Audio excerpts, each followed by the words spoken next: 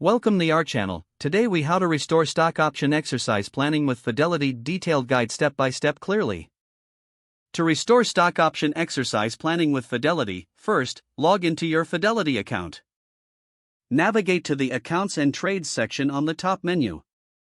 Select Options from the drop-down list.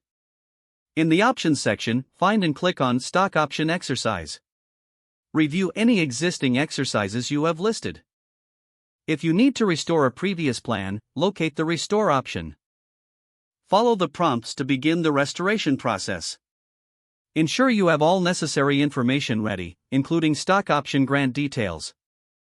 As prompted, input the number of shares you plan to exercise. Review the tax implications associated with exercising your options. Select your preferred method of payment for the exercise fees. Confirm your selection and check for any updates to your plan. Finally, submit your restoration request. Watch for a confirmation email regarding the status of your request.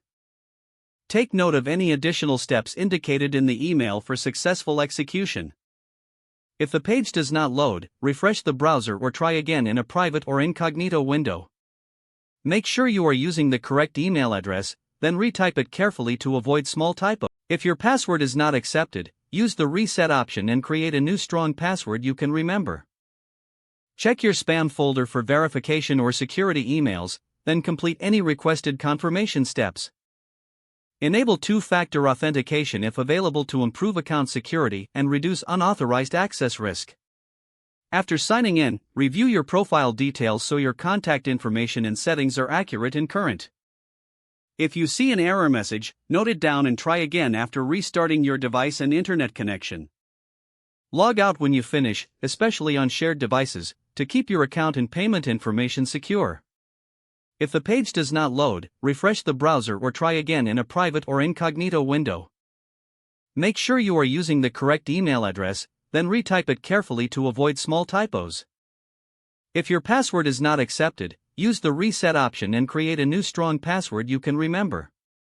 Check your spam folder for verification or security emails, then complete any requested confirmation steps. Enable two-factor authentication if available to improve account security and reduce unauthorized access risk. After signing in, review your profile details so your contact information and settings are accurate and current. Don't forget to like this video and subscribe to our channel for more step-by-step tech guides.